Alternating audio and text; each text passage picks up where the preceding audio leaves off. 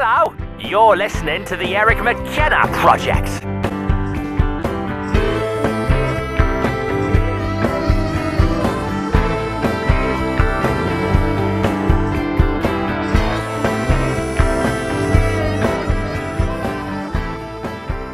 About this latest video that you just dropped. All right, so the latest video I just dropped this past Friday. A little closer. A little bit closer? Yeah, how about this? Good? You don't have to lean. You can pull it right to you if you want. You get comfortable over I there, can lean back, get a little comfortable, make myself at home, right? Yeah, that's what it's about. Of course. I appreciate you, that's sir. How First we of all, get the good stuff. Just want to cheers to you. Salute. Thank you again for having me. Salute.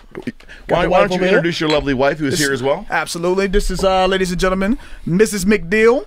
Mrs. McNeil, Ashley. Welcome. She's going to be joining us today. And she does not have a live mic. We asked her. We wanted her to have one, but she declined, and we respect that. Yeah, so. She's a little shy. She's a little shy. But Eric, thank you again for having us, brother. We appreciate you. I'm glad you accepted the opportunity. And one more time. I'm glad you accepted the salute. I'd reach you, but I can't reach you.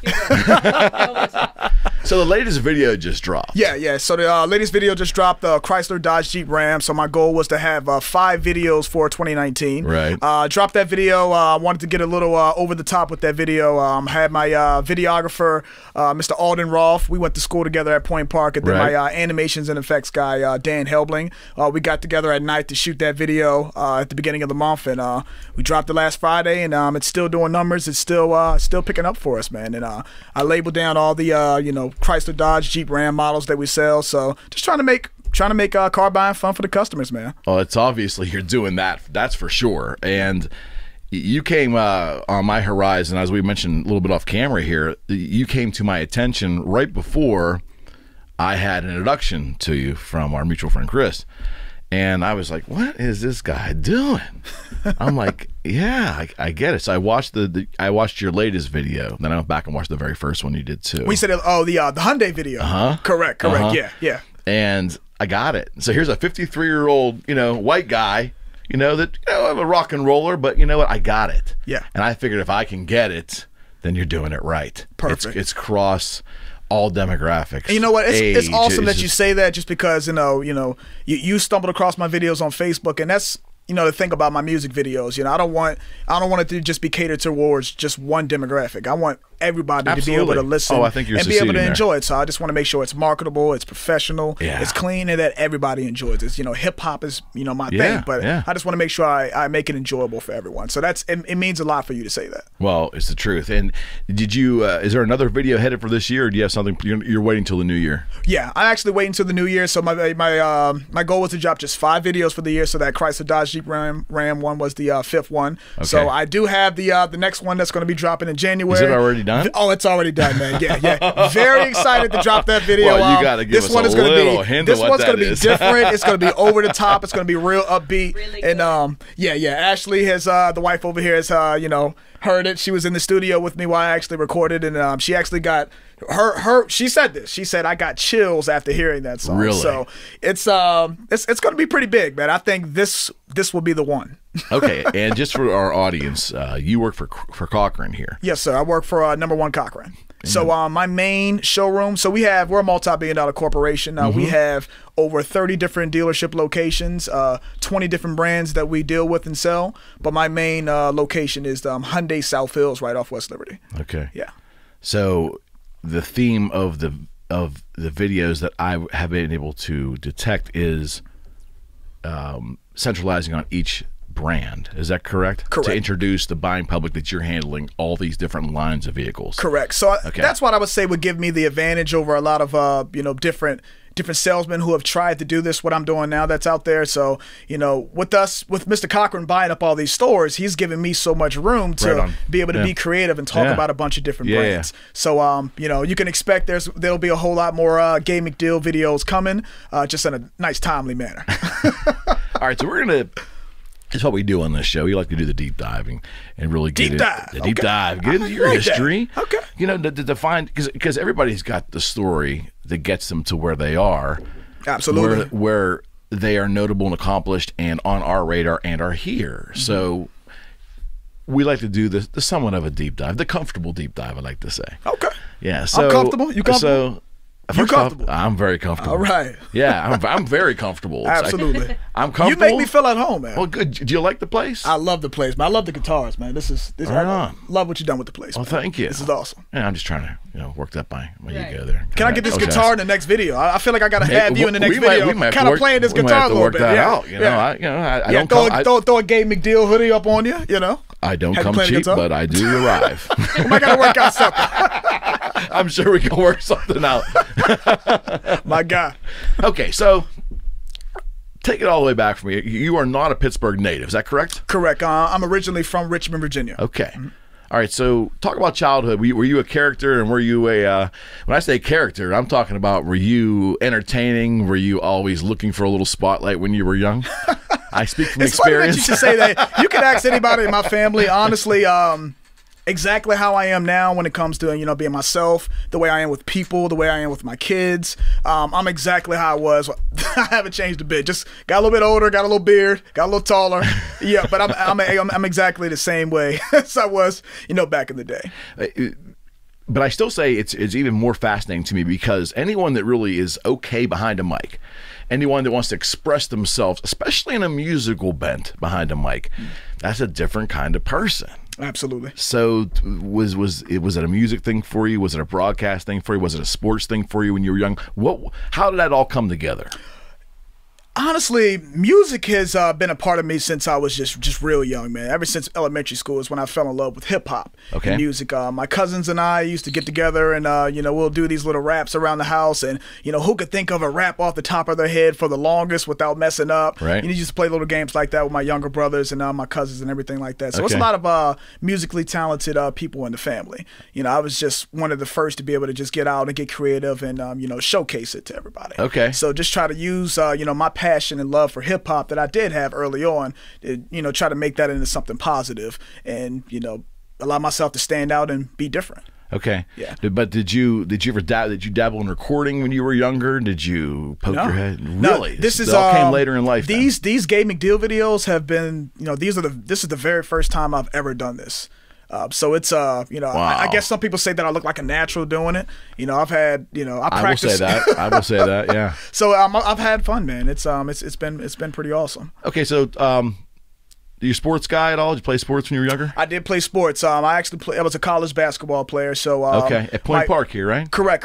Before Point Park, I was at Shaw University, HBCU Division II. Okay. So I was playing there for a year, and then I transferred to Point Park to play my last few years, just to get in a better academic situation and as well as athletically. So Point Park brought you to Pittsburgh. Is that correct? Correct. So playing college basketball and also getting the proper education and allowed me to be successful outside of playing sports. I feel like Point Park was going to be the best school that benefited me as far as that aspect. So that's what naturally brought me here to Pittsburgh. And also, my father, Christopher McNeil, actually used to play for the University of Pittsburgh back in the day. I think he played from 90. He played from 91 to 93, I believe. So he played with players like Darrell Porter, Sean Miller, Brian Shorter, guys like that. So he talked about how much he loved the city and things like that, and how he always liked to come back and visit. So that was a lot of the reason that allowed me wanted to come to Pittsburgh too. Here's a random question. We'll circle back around again, but I'm always fascinated by this salespeople, because that's kind of what I am too. Did you take any sales courses in college? No. Okay. No. Yeah, because I did a long time ago. Yeah. And it was the most worthless honestly, course for sales, it's either you got it or you got it. You got it or you don't got it. You know what I'm saying? It has to come natural to you. And I feel like I'm just kind of made for sales because I'm a people person. Sure. So anything that involves me being around people and dealing with people, I feel like I'll excel in. Okay. But I always ask that question again because it was worthless to me. It was, it's a long time ago, back here, mid-'80s. I can remember the course, and it did not endear me to wanting to be a salesman. Listen, I did not expect to be doing what I'm doing now, man. At all, yeah, I just kind of fell into this gig, man. I just, before I even came to this gig, I was getting ready to go play professional basketball overseas. I was about to sign my contract, and then when you have children, you kind of you think about okay, I don't want to be away from my kids. I want to start raising a family and things like that. So that's how I ended up being in car sales through the proper network. We'll get back to that. We'll get back to that. So You're playing basketball. You're going to Point Park. At the time you're there, we all think about our future at some point. Was your future, as you saw it, a direction you wanted to play basketball, or was there other things in your mind back then that you thought, hey, I might do this or I might do this? Right. So my senior year of college, I was one of the nation's leading scorers. I did extremely well on the basketball court, in academics as well. So that's when I started to get into the GoPro and the Game of Life Foundation programs, my nonprofit. Let's slow that down a little bit. Yeah. There you are, sir. Yep. Thank you, sir. Yes. Appreciate it. Got another one. Are you ready yet? I got you. She's ready. So, GoPro and GoPro in the Game of Life. So that's basically me as an athlete. You know, every athlete wants to go pro in sports, right? Okay. So me as an athlete, I want my dream GoPro you know, in my the Game of Life. My simple mind was going GoPro the camera. Right. I'm thinking, how is he tying the GoPro camera into this? Right. Okay. So going pro in the Game of Life. Got it. So every athlete wants to go pro in sports. So, you know, my vision was to, you know, teach kids how to go pro and have the mindset of going pro in the Game of Life and not just sports. Because sports, you know, won't necessarily be there forever. You can't bounce a basketball or play football or soccer or anything for the rest of your life. You eventually have to have a game plan. So just a method of having a game plan for your life. So that's why we called it the GoPro and the Game of Life Foundation. And you thought that up while you were in college? Correct. With the help of my father as well. My dad and I, we played around with some ideas, and then we put our ideas and we put it into execution. We put it to use. So that's why we came up with the GoPro and the Game of Life Foundation. So our initiative is to motivate and encourage at-risk youth to read. So our belief is that the more kids who read are the more kids that would be successful early on. But it all starts early on. So the sooner kids begin to read, they'll be more successful. So I pride my success from the foundation I had early on as far as being able to read. Yeah. So you started this foundation with your father. Like, talk a little bit about the foundation. How did you reach out to people? Who did you reach out to? How did it get legs? The first thing I did was just do the proper networking through college. Outside of playing college basketball, I had a little part-time job. I was working at Courthouse Tavern, which is right downtown. I was walking distance. So have a little money in my pocket, and also to support my daughter. Sure. I had my daughter when I was in college as well.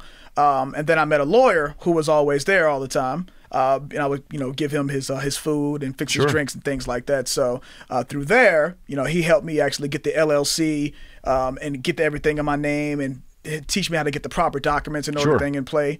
And then from there, it just went to just reaching out to these schools and saying, hey, you know, I have this, you know, I'm in the early stages of this nonprofit and I want to do this. This is my mission. Would love to come in and talk to your kids about reading. So I just went out and took it upon myself to start reaching out to these schools. And they liked it. They liked the fact that I was an athlete and I wanted to come in and do this stuff. So they really liked my idea. So that was my entry point. So not only am I an athlete, I can teach the kids about, you know, basketball drills and the importance of having, you know, good work ethic to get to the next level as far as sports. But I also want to talk to them about, you know, the importance of, you know, having, you know, a good reading background as well and how you can benefit from that. So it's kind of the best of both worlds. So I'm already going to wow these kids with, oh, he's a basketball player. Wow. So then that's the conduit, take that right? That's kind of, and then use that and transfer that to a educational standpoint. So, okay, I might have answered my own question. There was your ability to get up in front and speak. Exactly. So it all started from there. So you had a yearning to do that. Correct. So I would come in, I would do these clinics with the kids, but I would also give, you know, motivational speeches. When I mean motivational speeches, just about sharing my story about, you know, how it was when I grew up. You know, I had some obstacles that I had to overcome in some situations that I had to deal with, but I talked to them about, you know, if I can make it and I can get out of those, you know, situations and I made it through those obstacles, you know, so can you. And reading, my discipline in reading had a lot to do with that. So I would go in and talk to them about the importance of that and then the transition of sports and making the right decisions and so forth and so on. So it all started, that's what got me comfortable. It all started with that foundation of going in and talking to these kids. So did you small classrooms? Did you big auditoriums? Yeah, I did big auditoriums. So with kids, sometimes probably the whole elementary school at times, right? Yeah. So that'll break down some fears that you have about correct. Did you have any fears of public speaking in the beginning? The very first time, I didn't, you know, nobody thought I was nervous, but I was extremely nervous, man. I've never got up and shared my story and, in front of, especially with kids, That's a whole nother audience. Right. So I've never got up and shared my story in front of a lot of people before, but I knew that I would be okay with, I would be comfortable with doing it, and I got up there. I was nervous, but I did it just fine. I was okay with it. Yeah. Okay. Yeah. Could you talk a little bit about the feedback? Because I always found it exciting when you speak to youth, because I've done a little bit of it, not in the formalized nature of what you're doing, but when you do connect with some of them, and you can see the connection there, the eyes get brighter. You see that you're resonating with them. Absolutely. To me, it was rewarding, and if it only happens with one child that you could see, if it was just one, I usually walk out of the group or walk out of the auditorium and be pleased with my performance or myself, knowing that maybe I just reached even just one of them. Absolutely, and that's the goal. Again, you'll be talking to 100 different kids. Your goal is at least reach a couple. At least reach one. If you reach one, you've done your job. Yeah. Yeah. But I see that, when I see the look of their faces and they're engaged and they're looking at someone that, this isn't a saint. This is somebody who had it all perfect growing up. This is somebody who was just like me. Grew up with my mom being in and out of prison. She was going through some things. I grew up with my brothers going to prison as well. My father has spent some time incarcerated as well. So, I can relate to these kids. Sure. And the fact that I, had the guts enough to get up there, be able to speak to them about it, and them to see the position that I was in, hopefully was going to give them some kind of inspiration. Like, you know what, they're going through the same similar situations that I went through growing up. So I want them to look at me as inspiration as far as, if this guy is up there, standing tall, he's got a suit and tie on, he's playing basketball, he's up here talking to us, then so can we. We can do the same thing. So just to be an inspiration to the kids, man. My passion, obviously I got a great passion for hip hop, but my passion for, helping others, and especially with children, it's definitely a season that makes me feel really good.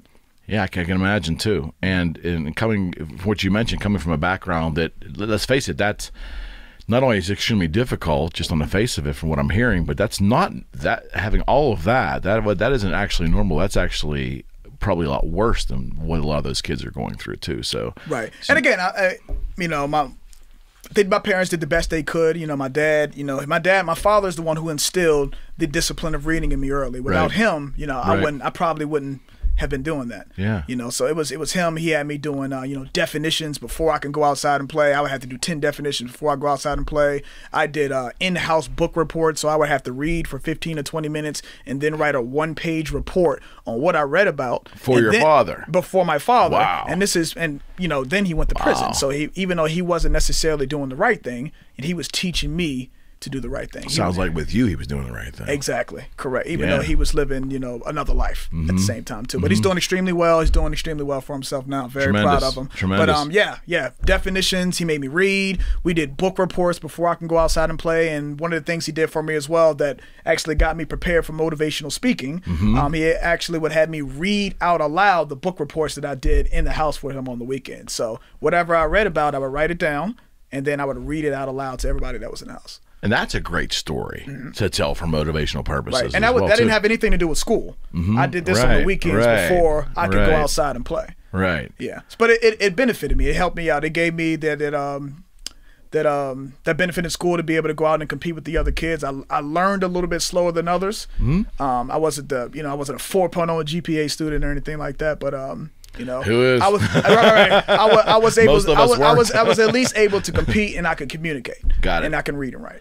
So talk about your schooling. Did you like school? Right. It was all right. School wasn't necessarily my favorite thing. Right. You're not alone in that. Right. It was, it was some subjects that I like. I was really into animals and science and biology and things like that. But school was okay. Okay. I mean, I'm all for knowledge is power. I'm all for learning and growing. Sure. But again, there's nothing wrong with being for knowledge and power. Knowledge is power. And actually, I agree 1,000%. But I think it's important that children find what interests them. Obviously, you're able to resonate through sports, right, and reach them. Which is why you see when I did go in to do these programs and I went in and spoke to these kids, that's why I used the sports background to get their attention, and then when I'm talking about sports, then transition and start talking about education. And reading is incredible to me. Reading is an amazing part of life. Absolutely, it's literally the foundation of everything that we do. It is. If you read, you can pretty much do anything. Yeah, and I think that so with the technology and all devices we have, I had one gentleman tell me one evening about how that's helping reading. You know, we're getting kids these tablets and all this, and they're reading. And my argument is, I guess there's reading from glancing to headlines and little snippets, but to me the other part of reading is reading a book or reading a short story or getting in depth to some degree. Right. And I think that's kind of where we might be losing a little bit, in society, because we're getting force-fed everything so quickly. Right. All the social media we have now, it's easy to just, you can read a book or you can pick up your phone and kind of flip and scroll through. It's kind of conditioning us, because if I go a couple months without reading a book, when I go to read that book, I have to almost retrain my brain to breathe, not look to scroll, buy into what's being explained in the text. It's almost a different skill set, almost to some degree. Right. But, and that's why we pride ourselves. We at least try to read. Our goal is to read at least one book a month. Oh, absolutely. That's our goal. Just to keep that. Just to, I think it's good. Just to exercise your brain. Just give your brain some exercise. I think we need that as adults, and we probably need it as kids too. Absolutely. But I think it's always commendable if you're able to give back in any capacity, and I think sometimes it's valuable for outsiders to go speak to children, because not that they don't take their teachers seriously, but sometimes they don't. Right. So if an outsider can come in and give that fresh perspective, and like you said, there's times you saw that you were connecting with 1, 2, or 10 of them. Right. It's so rewarding. Absolutely. It's so rewarding. It's literally the best feeling in the world. And again, ever since I started working with #1 Cochran, I kind of fell back from that just because I was funding these organization programs yourself. Myself. So I didn't have any support or anything with that. So I was funding all these organizations myself. That's extremely commendable. Everything like that. So that's why when I found out I had my son on the way, I needed to kind of back off it so I could focus on taking care of my family. But now that I'm in a better position, for 2020 I have some big plans coming up with the GoPro and the Game of Life Foundation. So stay tuned for that. Game of Life. Look out for that. All right. So what did you do out of school? Your first job out of school? Oh boy. Before when I was out of school, I was a overnight security guard. Okay. And then I also did basketball clinics. Okay. In the daytime, so I worked during the day from at least 9 to 3, like working with kids, doing basketball clinics and things like that. And actually doing those basketball clinics, I would use that time for my motivational speaking. Got it. So I was using that as practice, and also performing those reading songs at a basketball clinic as well. So not only just doing the basketball clinic. So wait, you songs? Talk about this. You were creating songs as part of your the talks for the so through my organization, through the GoPro and the Game of Life Foundation, there's a program I have called the Cool Cat in the Hat Man, aka the Reading Motivator.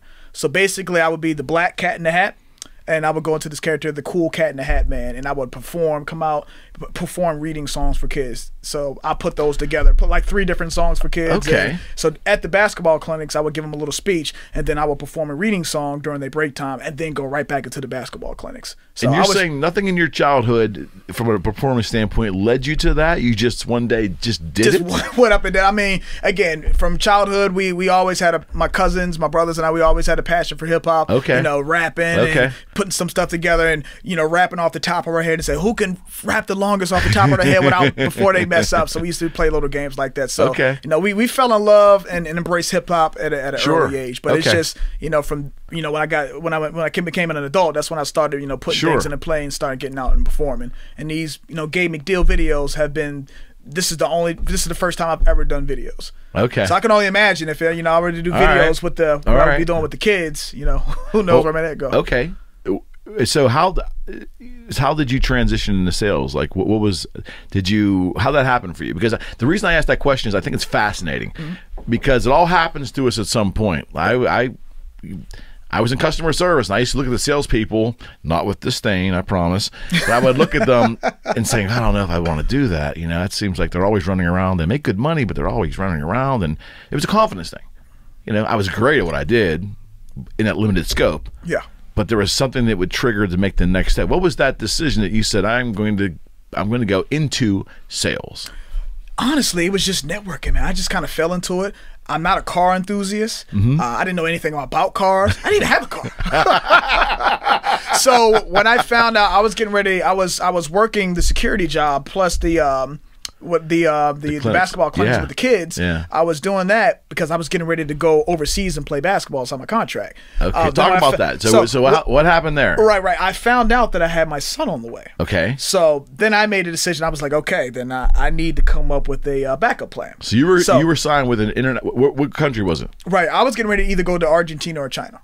Those were my type. They were offering the most money. Yeah, I was with my coach and we were talking to agents and stuff. So those were going to be my two top choices. Okay. Yeah, so it was going to be either one of those. Were you going there for the money, or were you going there for the love of basketball? Well, both. You know, basketball has always been my passion. Cop Basketball out. has always been my passion. And obviously, I would be making money doing what I love. And, absolutely. You know what I'm saying? So, I get it. But when I found out I had my son on the way, right. I needed to come up with the backup plan. So that backup plan, resorted in some networking that I did, and that led into car sales. So I've been in car sales for 4 years now, just under 4 years. Right. I remember the very first time I stepped foot in that dealership, man, I was scared to talk to anybody. Like, I didn't know a thing about cars. I wasn't driving one myself. You have customers saying, all right, cool, I'm selling them a car. Like, what are you driving? I'm like, my manager picks me up on the way to work. I don't have a car right now. You want to buy this one? So, I would actually hide in the back of my dealership and not wanting to talk to anybody. And, I would have a manager come in. He would walk back and say, Gabe, you're not going to get any better not talking to people. So he picked me up and said, go out there and start talking to people. And then before you know it, I went out there. I just started talking. I was just being nice, being kind. Hey, would you like a coffee? Would you like a water? Da-da-da. I'm never going to forget this. This was Mr. and Mrs. Muha. That was my very first sale. So I just offered them water, coffee, da-da-da. So what's this car here in the showroom floor? I said, I'm not sure, but let me find the answer for you. I'm very new here, so I'm still learning. So he isn't honestly the best. Exactly. So amazing. You have to do that, buddy, especially when you're new. So I was completely honest with that. I said, hey, look, I just started working here. I'm super new, but I'm very excited to learn. So I don't know what this car is. I've been here for a week, but I will find that answer out for you. So I went back, found the answer for you. So I just found out this is an Elantra. This one has a backup camera in it. This is one of the very last ones. It's pretty solid. So whatever questions they did have, I would run back to the managers, run back to them so they can answer. And I was just being kind to them. Nobody else in the showroom would help them. So actually that day I ended up selling them that car. Just from being nice, being kind. So you gotta, for sales, you gotta get out and talk to people. so that obviously was a big lesson in sales in general, right? Absolutely. I mean, because you make a friend. That was my, my managers would always say, "Hey, Gabe, sale." I would tell them, I don't know anything about cars. I'm scared to go out there and talk to people. They said, Gabe, all it is making a friend, and then you sell them a car. Well, I'm like, I'm great at making friends. I can make friends with anybody. I'm a people person. I love people. People love me most of the time. So it's making friends, selling cars, building relationships, and then making the sale. Yeah. They trust you, you make the sale. Okay, so you start this job. Would you say, when did you get your footing? A couple months in, 2 months in, a month in? Honestly, when did you feel like you had your footing? It took me a while. Yeah, it took me a while to pick that up, just because even with sales, I was learning a lot about life too. Like, I wasn't, properly educated on like financial literacy, the importance of establishing good credit and things like that. So I was actually not even just for sales. It helped me become a better man and a better father. I was just learning so much about life in general for being in sales. So it took me about at least a year to really get my foot on it and get comfortable. And then with sales, again, you're still actually with anything that you do, you're still continuing to learn. You're still continuing to grow. So I'm still learning. I'm one of the top performers in the region, but it took a lot of discipline. Okay. It took a lot of sacrifice to get that. And again, you just have to keep constantly learning and growing. So you never stop learning when you're in the car business. So it took me about a year or so to at least get into it. You felt like you had your footing in a year. Okay, so correct. So I'm guessing around the 3-year point for you, something triggered that I have to do something different. I want to take this to the next level. Is that right? Yes, absolutely. That's literally exactly the 3-year points. I'm like, look, I gotta, every day there's tons of salesmen who take pictures and post it online, and they'll do a video. Hey, come and look at this vehicle. We got tons of discounts on it. Come and see me at this dealership, so and so. So I wanted to do something different that that was different from what anybody else was doing. I wanted to stand out.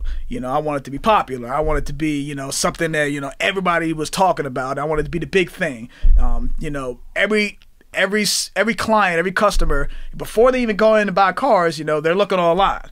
So, you know, how are you going to stand out online? How are you going to stand out on the internet before they even come in to see you? So that's when I thought of, I was mixing in reading with hip hop.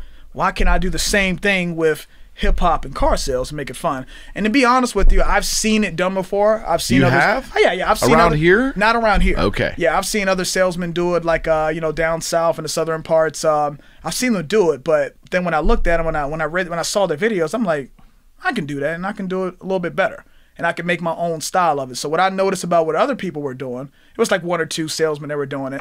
They were utilizing other artists' beats.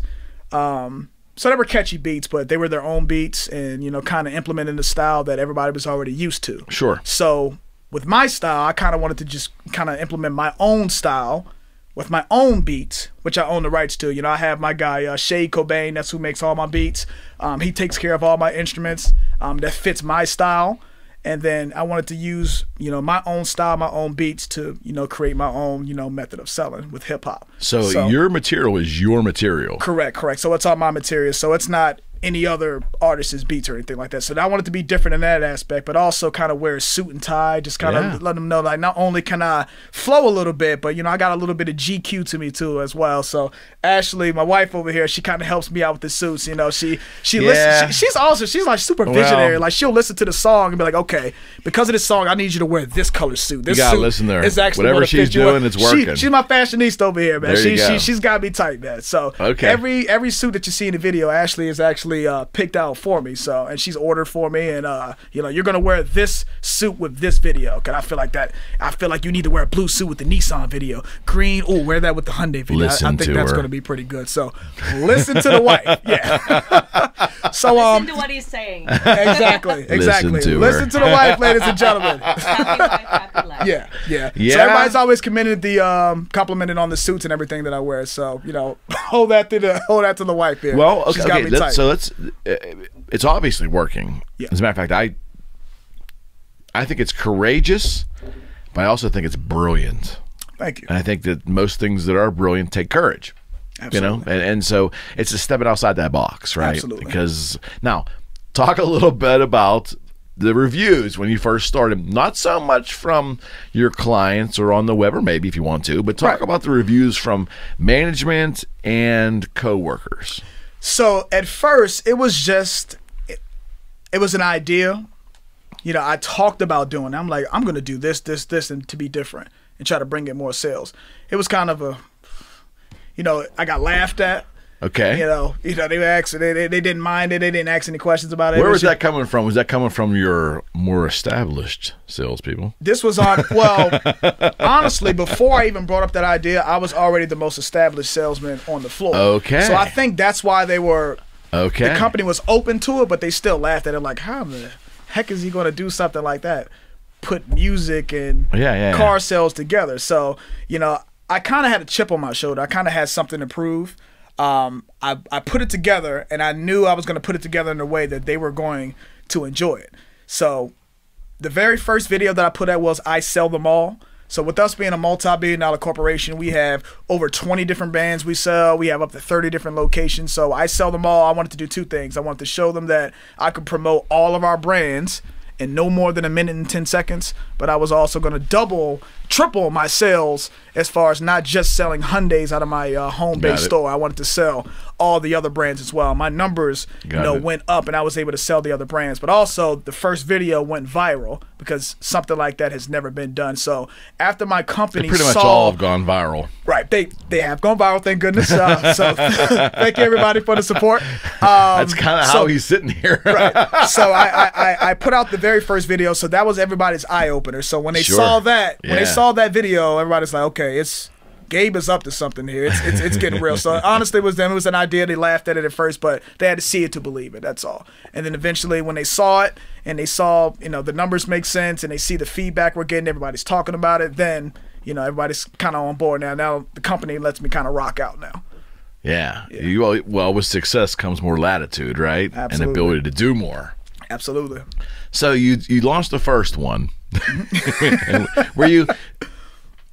Because let's face it, that's so groundbreaking in terms of boldness, right? Especially when no one else in your region is doing it. Right. did you have any trepidation? Did you any sleepless nights? Did you, the night it was going to be released, it was going to hit YouTube, it was going to hit the social networks. Right. That night, any trepidation, or was it full confidence? I don't give a rat's ass what happens. I know, I believe in it. I'm going for it. And honestly, and if it doesn't work, I'll find something else. You said it just like, I mean, honestly, it just was. It was. I believe in what I'm doing. You know, my wife believed in what I'm doing. I told her out there, she's like, do it. I believe it. I believe in you. You know, you believe in it. I like what you're doing. You know, the very first video turned out, keep doing what you're doing. So I would have my wife, you know, just kind of motivate me and encourage me to just keep doing what you're doing. And I was motivated as well. But, you know, having her in my corner as well, you know, pushing me, and, you know, keeping me focused as well, that's a big help. So I just believe in what I'm doing, man, and I'm having fun with it. And numbers don't lie. It's no, you know, no question. It's the reason I'm one of the top performers in the region. Because of that, I stand out, and I'm able to bring in a lot of, and I say this in the most humblest, you know, way possible. You got to stand out, and, you know, you got to let people know why they should buy from you. So luckily, the method has been working. Yeah, it's a differentiator. I mean, in real estate too, you know, this show has grown in popularity, and I'm, you know, knock on wood, we must be doing something right, thankfully. Doing well. But ultimately, you know, my career is real estate, and so when we craft our presentation, it's what can we do differently than what's already being done. Right. And that's, you know, and that takes some thought, that takes some understanding. You want to be truthful, but wouldn't you agree that most sales, the most sales success has to be rooted at the beginning in trust with people? Absolutely. Yeah, people have to trust you. Absolutely. You make a friend, then you make a son. People have to trust you. You have to be transparent. You have to be genuine. You have to be honest. But I mean, people don't necessarily. I mean, I've seen people buy cars or buy anything from shady people. That's not like how I like to do business. You know, I'm myself. I'm honest. There's I'm elements genuine. of that in the real estate field too. And that's what it's about. And you'll get repeat business being no that question. way. So there's no point in question. trying to get over on people. It's just not a great way to conduct business. You try to be as transparent as possible, but I like to. My main focus is for people to have fun. I want people to enjoy buying their vehicles with me. Left turn quickly. Talk about the creative process for you, because obviously you're coming up with all the lyrical content, and that's where I think I will also tell you that I think the musical composition is perfect. Yeah, that means a lot. It's perfect. Yeah. Well, again, it's just one man's opinion. Right. That means a lot because, again, I want my music for the hip hop car sales to not just be catered towards one demographic. I want to be broad. I want all Well, I think audiences you're nailing it to there. be able to enjoy it. So for you to say that means a lot to me, and it lets me the old guy. Right. It lets me know that, you know, what I'm doing is working. The fact that you can enjoy it and that you can bob your head too. Over here. I get it. Yeah. So talk about the creative process. Well, the creative process for you, like, you know, talk about the first one you did. Yeah. So did you know who you wanted to work?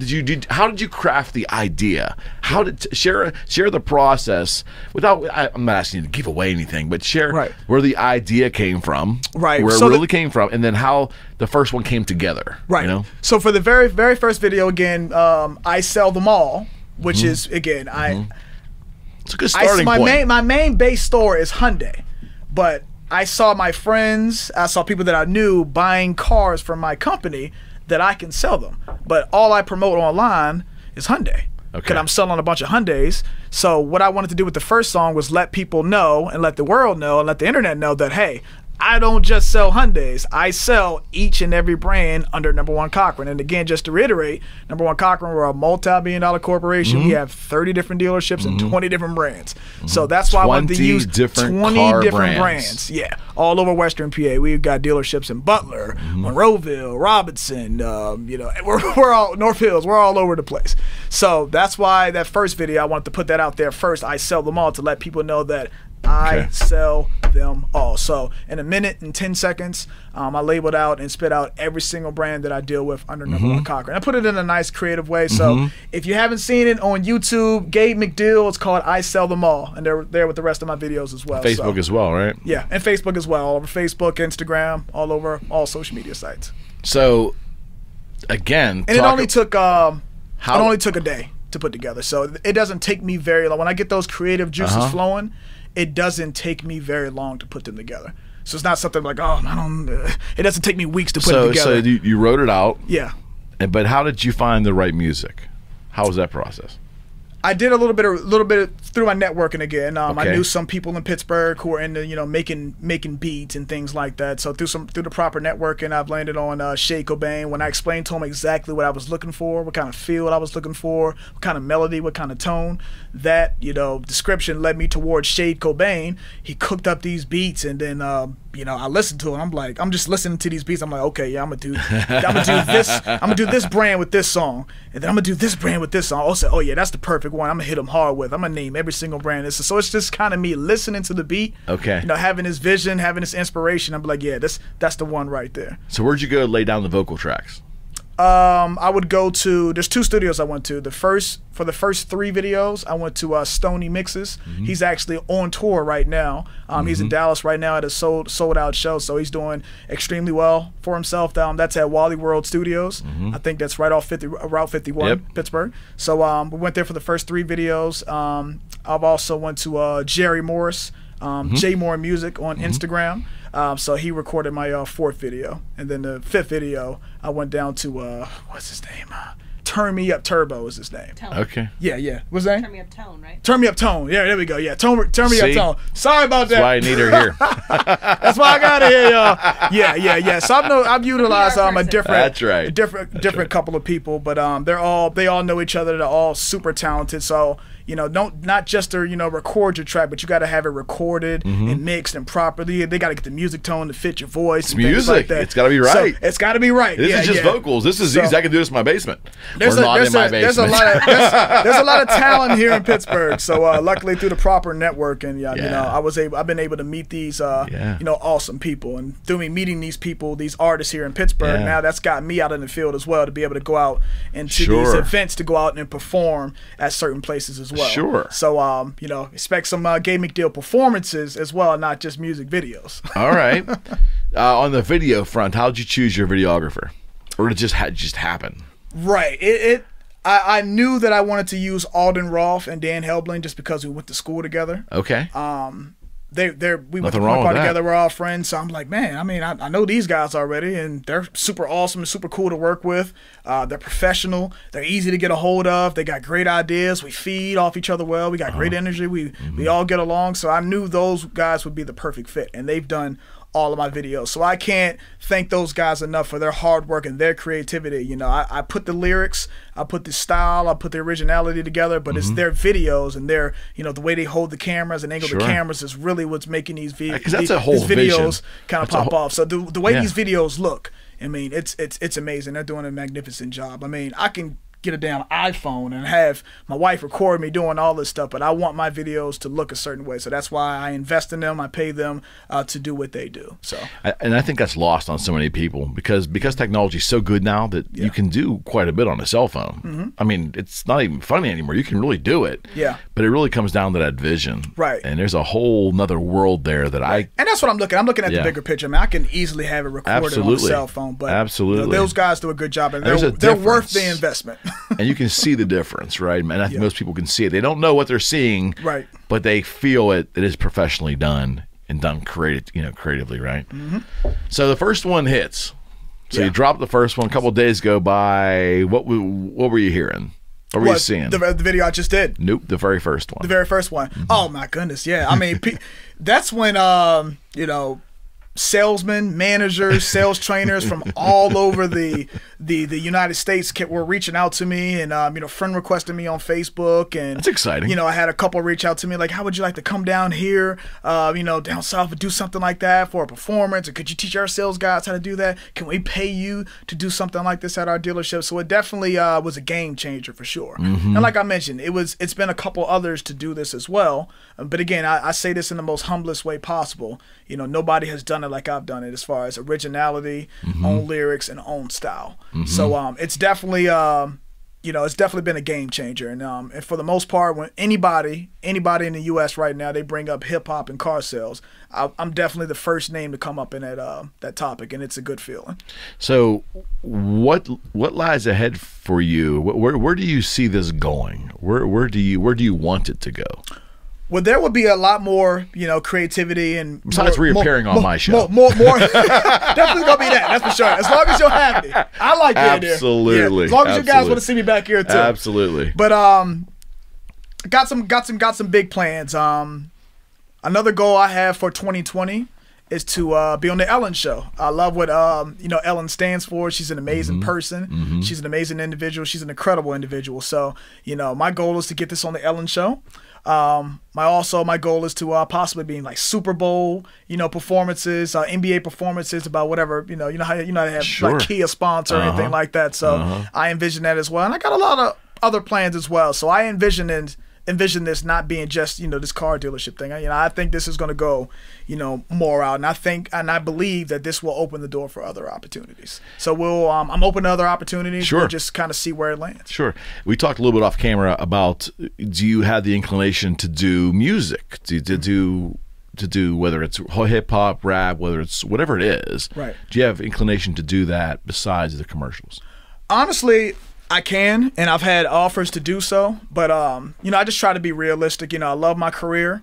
I love what I do. So me pursuing music to go drop an album or anything like that, just for me right now, it's just not realistic. It's not what I want to do. But takes you off focus. It kind of takes me off focus because that's not my plan to just go out and be an artist. But my profession is car sales, so that's why I'm doing what I'm doing. I'm promoting. That's all I'm doing. I'm not necessarily. I wouldn't even call myself a rapper. I would just call myself I'm promoting myself, but I'm doing it in a creative fashion. So I don't have any intentions to go out and drop an album or anything like that. But I am going to continue now, unless it financially made sense. I mean, if I'm getting paid to do it, then that's a little different. But, if Kanye calls, then right. That's a little different. But my profession is car sales. So that's my focus right now. If I'm getting paid to do something else, then sure, that'll be a little something different. But you can expect more, more programs from the GoPro in the Game of Life Foundation and more reading songs in that aspect, because you enjoy the motivational work. I enjoy that. But as far as anything else, we'll see. Okay. Before we wrap up, talk to me a little bit about Pittsburgh, because obviously through all the sales and the people you've met and the network you've grown, I mean, our meeting is part of your expanding network and my expanding network. We collided here in a great way, I might add. Yeah. Talk about Pittsburgh. You're not a native Pittsburgher. Correct. Do you feel a Pittsburgher now? Honestly, I do. I mean, we both do. Yeah. I mean, my wife Ashley and I we're not from Pittsburgh. We've been here for about 6 or 7 years now. She's from the West Coast. I'm from Richmond, Virginia, about 6 hours away from here. Where at on the West Coast? Yeah. Washington State. Oh, really? Yeah. All right. Yeah. Rains a lot up there, doesn't it? That's what they say. You should feel right at home. Right. I'm from Eastern Washington. Oh, okay. So it's desert. Oh, yeah. But, is that by Idaho? Yes. The top of Idaho, so right? More like if you picture Washington, I'm from Pasco, so it's like the bottom right-hand corner, about 30 minutes from the Oregon border. Okay. Yeah. Okay. Yeah. Huh. Yeah. Yeah. So it's kind of ironic that we're both not from here. Then we end up meeting here. Absolutely. And the reason we love Pittsburgh, we made a lot of great relationships. We made a lot of friends, and we've really built our lives and established ourselves here. So Pittsburgh is us now. I mean, it's we've built our legacy here in Pittsburgh. So we got a great love and respect and appreciation for that. So we feel like a Pittsburgher. So you've eaten at Primanti Brothers. Correct. Oh, we're Yinzers now. with the coleslaw. You're the Yinzers. coleslaw You've on the seen. burgers. You've seen. We might have to go there after this. You've seen the episode of We Pittsburgh drink Dad. Ice Correct. They drink Iron City beer. Yep. Iron City beer. Cheers to that. All right. So yeah, you feel a Yinzer. You feel that. This is a great city. It's a lot of talent, a lot of great connections here, and we're fortunate that the city has accepted us, and we're fortunate that we've really made a name for ourselves here, and we're proud to call this place our home. Yeah. That's well, you've definitely made a name for yourself, and just the beginning. Yeah, just the beginning. Got a lot more work to do. I think you're in a great spot. I think Pittsburgh is positioned for exactly what you're doing. And to grow it beyond Pittsburgh, but I'm saying to launch it, I think it's perfect. Yeah. It's perfect because I think Pittsburghers have a real appreciation for creativity and for those who take the chance to do it. I think we admire our movers and shakers in this town, maybe more than some other cities. I really believe that. I agree 100%. Yeah. All right, so you're coming back to see me, right? This is going to be Absolutely. a regular thing. Listen, as long as you have me. Oh yeah, I'm okay with that. Without a doubt. Yeah, as long as it's on a Sunday. I work Monday to Saturday. Yeah, we're doing this on a Sunday. Yeah, that's it. Well, we can do it on a Sunday. I'll bring the beers next time because I like you. Well, all right. Well, that's the You know what, this game, you know what? You kind of all right, man. That's the first offer for someone to bring the alcohol. I got you on the beers next time. You know what? I might even throw in the Gabe McDeal shirt in for you. I'd love you bring it. I'll wear it. I might even wear it during the next podcast. You have my word. Next time, I got you. You have my word. All right. Well, I want to thank you very much. We're going to be watching you closely. And I will tell you, I've many other people I know that are watching you closely as well, too. It's good stuff, and it's creative, and it's a lot of fun. And I hope you triple your volume next year, my friend. I truly appreciate that, I really my friend. do. You know, and the sky's the limit. Having me. Yeah, thank you for being so fun and energetic. Again, business should be fun. It should be good at the apex, but doing business should be fun, right? Absolutely. It's a big part of our lives, so why not have fun doing it? Absolutely. You know? God bless you. This is and just the thank you beginning. so much. Listen to her. Yeah. She doesn't steer if you don't wrong take anything yet. from this, ladies and gentlemen, listen to your wife, McDeal, and I'm out. All right. We'll see y'all. God bless you. Thank you so much. Thank you, guys. Gabe McDeal, Boogie Street Studios, the Eric McKenna Project. We're out. Yes, sir. Well, That was awesome, do you man. like it? Had a lot of fun, You like man. it, man? That was great, man. Yeah, and that was a good. I can't wait to see the video now. Dude, we did. That was a good show.